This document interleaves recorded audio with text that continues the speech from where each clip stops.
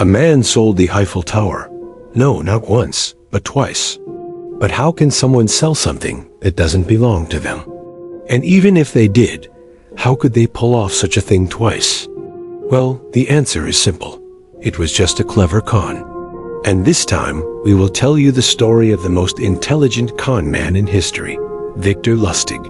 The future master of deception was born in 1890 in a poor family in Czech Republic. The boy grew up in poverty, so from an early age, he had to earn money for his living. As a child, Victor would shine shoes, deliver newspapers, or run errands for shopkeepers. In his free time, he visited the public library where he read books about the lives of famous criminals and studied their biographies.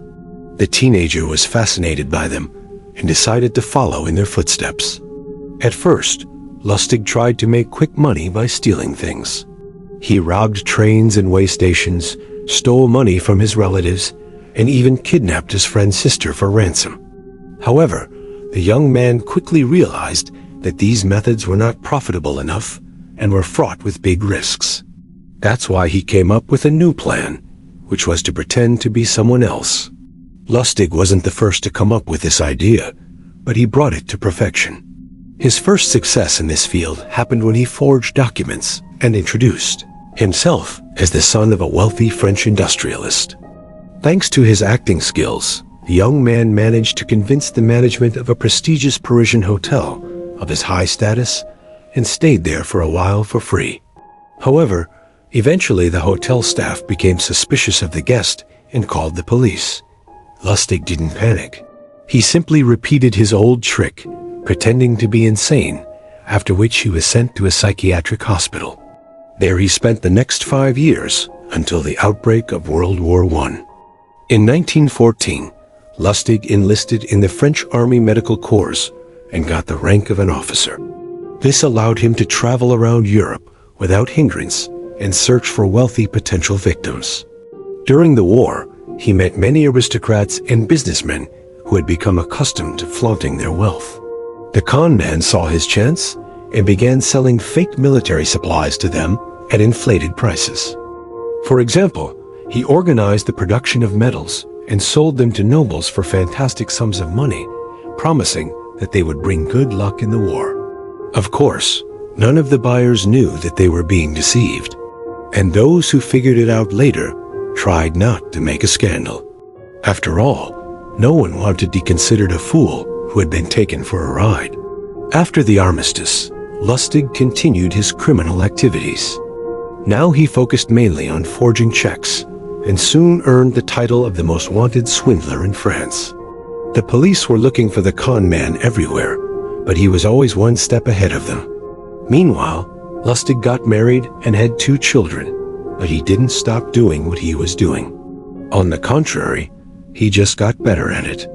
One day, Lustig met a former army buddy, Andrei Prosnitz, who served as an inspector at the Ministry of Posts and Telegraphs. Knowing that his friend needed money, Prosnitz offered him to forge a valuable stamp that would definitely make a fortune. Together, they created a masterpiece, which was the first postage stamp with the image of the recently deceased President Raymond Poincaré. The swindlers put the fake stamp up for auction, and the bidding started at a ridiculous price of 20 francs. In the end, the rare item went to the highest bidder for 320,000 francs. And that wasn't the last time Victor Lustig sold the same stamp. While in prison, the con man commissioned a talented engraver to make copies of the fake stamp, which turned out to be almost no different from the original. Outside, Prosnitz used his position to smuggle the stamps into circulation. They made quite a lot of money, but it took only a few months before the police noticed the fake and arrested both scammers. In prison, Victor Lustig was sentenced to 6 years of hard labor. However, the swindler didn't spend a single year behind bars. Soon he was released on parole. But instead of changing his ways, Lustig just went back to his old tricks. In the late 1920s, he began working in the field of international fraud and opened a fake bank in Monaco. To attract investors, Lustig promised fabulous profits and attracted gullible people who were eager to make easy money. Of course, the swindler never dispersed any funds and eventually moved to New York. There he changed his name to William Mount and continued his dirty work. Soon the FBI caught up with him, but Lustig bribed the officials and got away with it again. In America, the con man also had another brilliant idea. He sold the Eiffel Tower. How did he manage to do this? It's pretty simple. Using his connections, he found a buyer willing to purchase the famous landmark. Then he contacted the French government and said he represented the syndicate of metalworkers who intended to sell the Eiffel Tower. The swindler claimed that the workers were dissatisfied with the low wages and decided to sell the tower. Lustig set a price of 1 million gold francs for it. Both the buyer and the government officials thought that they were getting a bargain. So the deal went through. The scammer received a down payment and disappeared.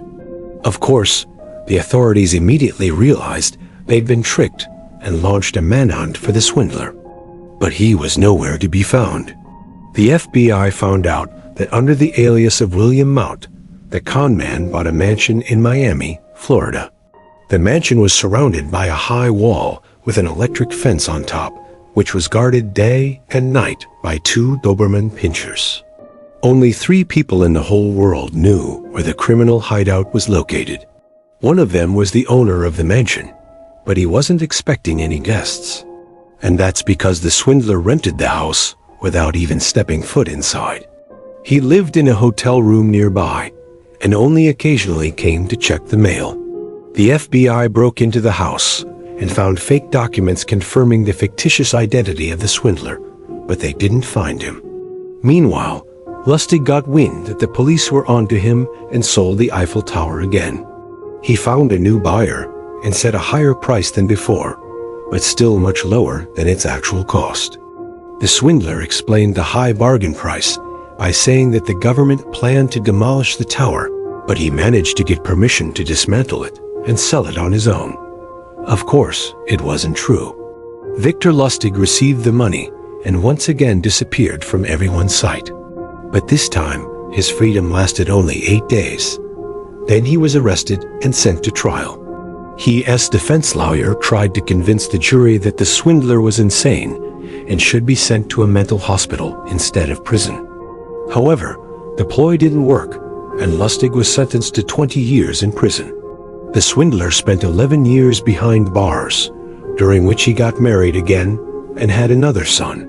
In 1952, Victor Lustig was released from prison, but he didn't live long.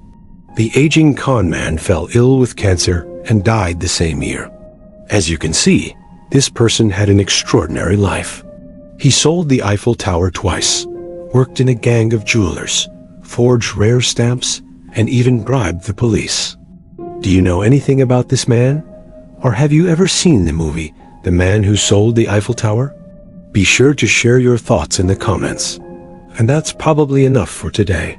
Let me know if you liked this story. And don't forget to like, subscribe, and turn on notifications. Goodbye.